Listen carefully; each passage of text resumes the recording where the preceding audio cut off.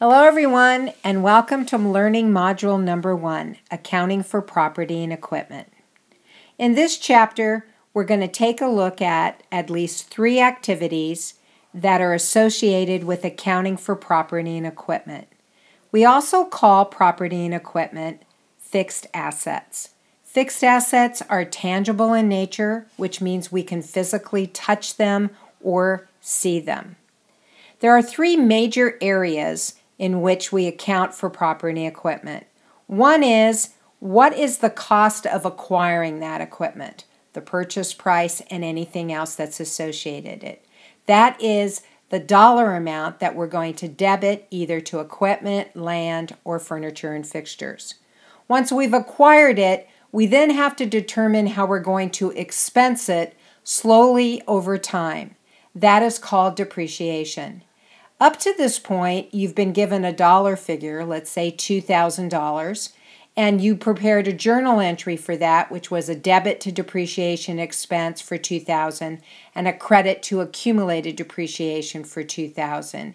In this chapter, we're going to figure out how that $2,000 is calculated. After we've acquired an asset, we've expensed it slowly over time, then often we also need to dispose of that asset. By that activity, we may have a gain or a loss on that disposal. So during this particular chapter, we will also see how that is done. Recording fixed assets. Fixed asset is a tangible resource, which means we can touch or we can see it. It's expected to be used in our normal course of operations for more than 1 year. It's not intended for resale, which means if this product was bought for us to resell it, then we would have put it into merchandise inventory. This is an asset that we are going to use to help generate revenue.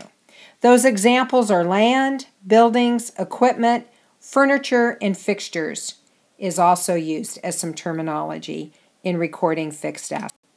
Recording fixed assets should be recorded at the cost of acquiring them, including the purchase price, taxes paid, fees such as closing costs paid to attorneys or any sales commissions, delivery costs, insurance costs during transit.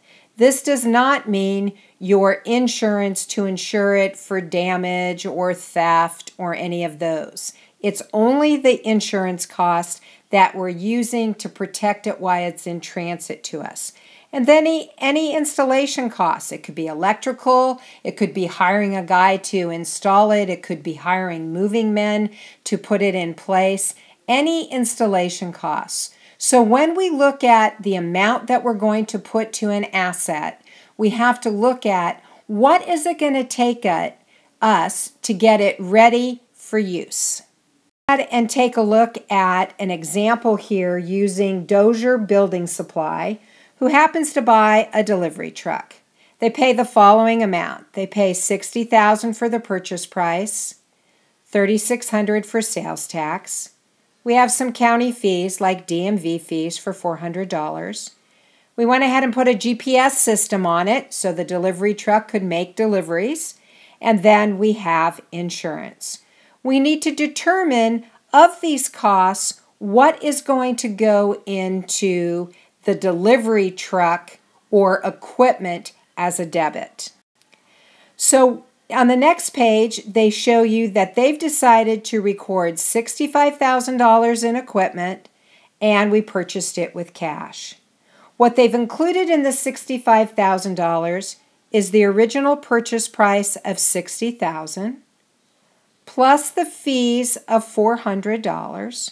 So we have the regular purchase price, we have the fees, plus the $1,000 for the GPS, and the sales tax of $3,600. If we add these all up, we get $65,000. The only amount not included is the $1,400 for the insurance.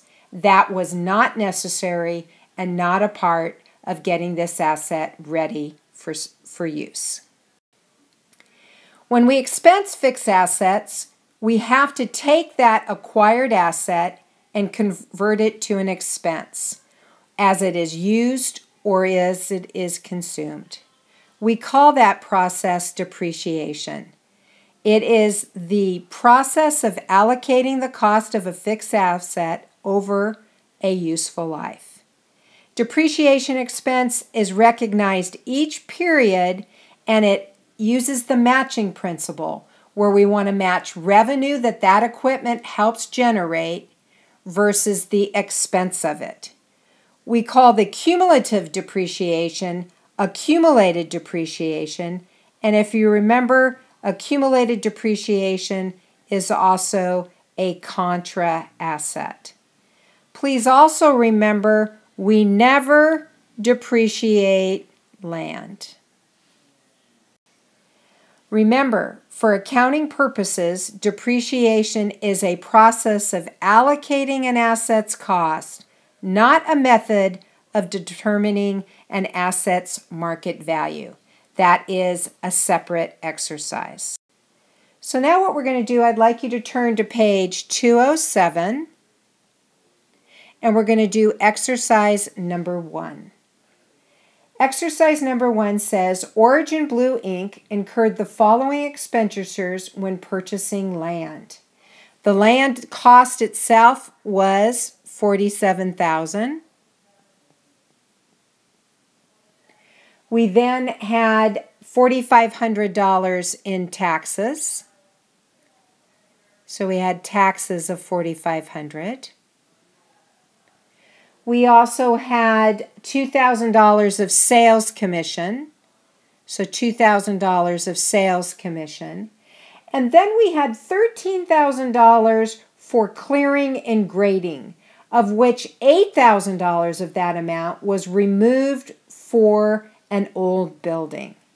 So what we have to determine at this point is the land in condition currently for its intended use without the grading or the removal costs of the building. If it is not, then we need to include the $13,000. And in this case, we do. When we add these all up, we end up getting $66,500. Our entry would be a debit to land for $66,500, and we're going to assume that we used cash for that, $66,500.